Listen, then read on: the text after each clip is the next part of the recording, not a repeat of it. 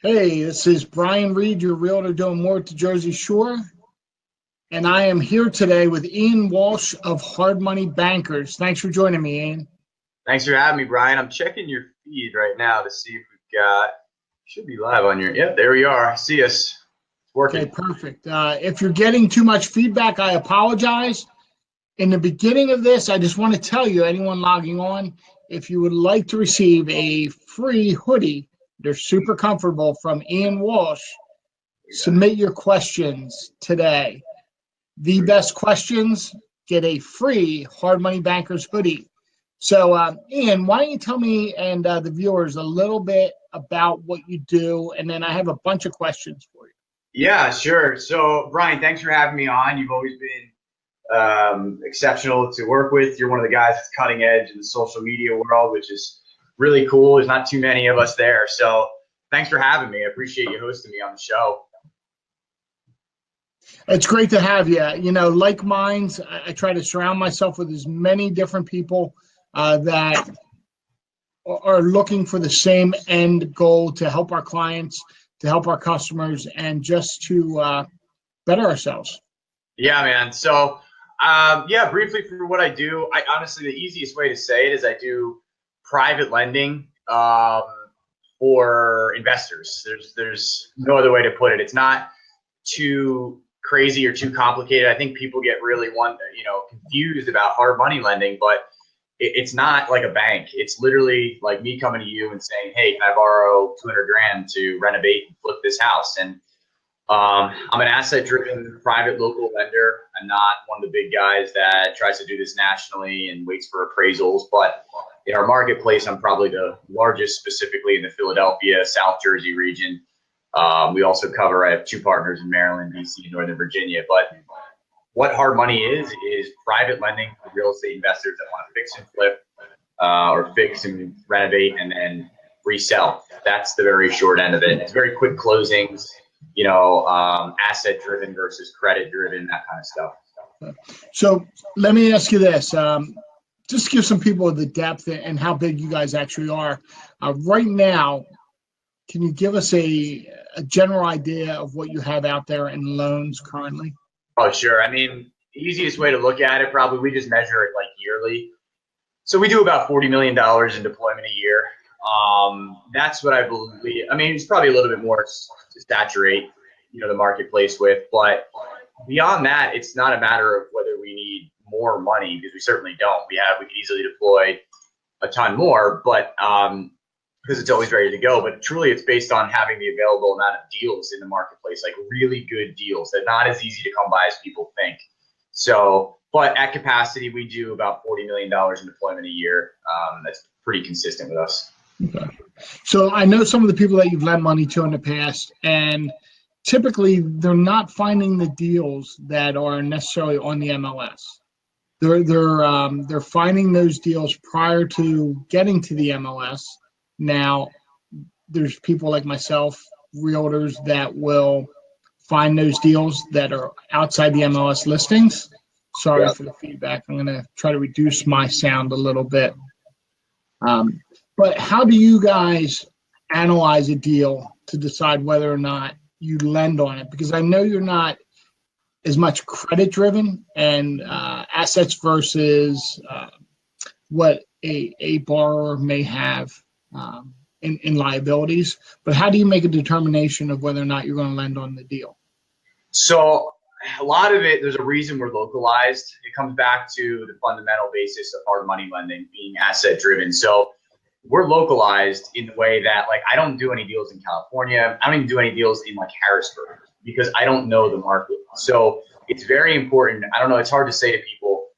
It'd be like this. If I came to you, actually, we talked about this, Brian. You're extremely knowledgeable about your area, and you knew the nuances and the ins and outs of certain areas of the shore, where you are, and that's just you knowing your market, right? So over the years, the last 10 years, I've probably done over 1,000 transactions, seen hundreds of thousands of deals, like literally, because I used to wholesale a lot, and I understood what a good deal to an investor really means, and I understood how to comp it out, and I understood how to underwrite a borrower. So ultimately, a good deal is determined when you send it over to me. I have a method, or not a method, but I've comped so many deals over the years that I know right away whether there's going to be enough spread, because I like the flipper to do a deal, make money, and come back. Like, I don't ever want a loan to own, as they call it.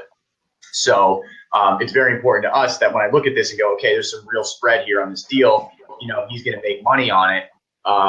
That's a successful situation. So comping, you know, I always am in the MLS constantly, whether it's, you know, trend MLS by us or what have you, but I'm always looking at, I can give everybody kind of a rundown. You're inside the city. You want to be inside, you know, inside of 1/10 of a mile to see the recent sales on a property. You start to derive the value of the property. In some areas of the city, you're on the same block. You go too far, you'll see it.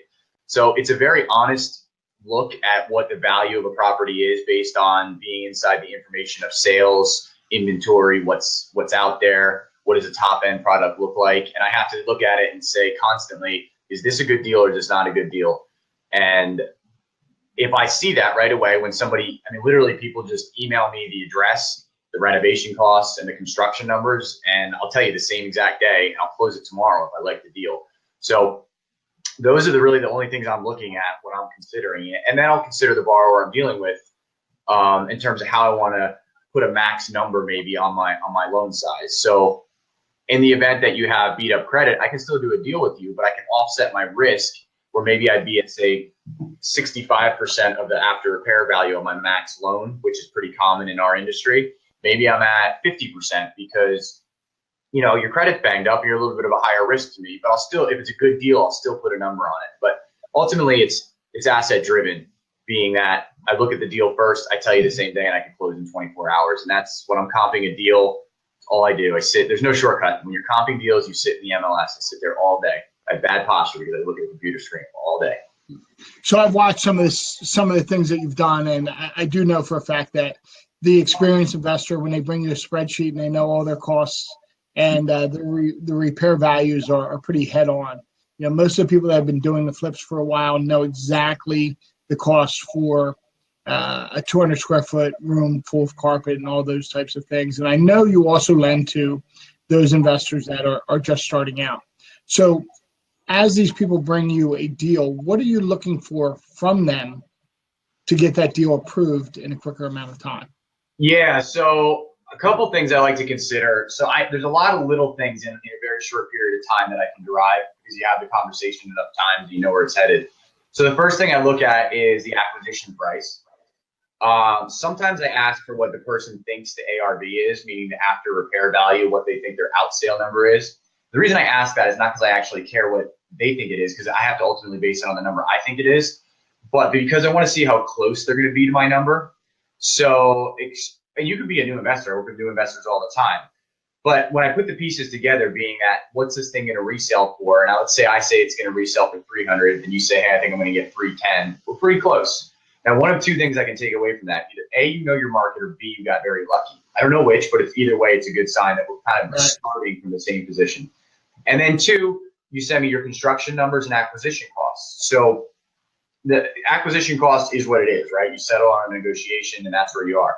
But the construction costs are very significant in also me telling, you know, how much research did you do before taking this? Because the construction costs, like if you have a house, a 2,000 square foot house in the suburbs that is a 4-bed, 2-bath, and you tell me you're going to renovate it for $15,000 and you're going to bring it up, you're going to $15,000 is going to make it the same level of quality that top house that you're trying to get 300 grand for is going to be. I know you don't know what you're doing. You didn't research the construction enough, and now it's a red flag. So I look for accuracy on construction numbers because the answer to that should be between 45 and 60 grand to get that number. I look for a little bit of accuracy on what you think the out sale is on the property, because you can't change the price that you negotiated on the sale, but you can, you know, have a good awareness of those other two numbers. So if we're pretty accurate on that, I can tell right away that we're going to have a pretty good deal. If we're not, you're going to see it when I send you a quote back in a big gap in the amount of money it would take for you to come to the table to make the deal work. You're going to say, I don't really think that you have the right back end number.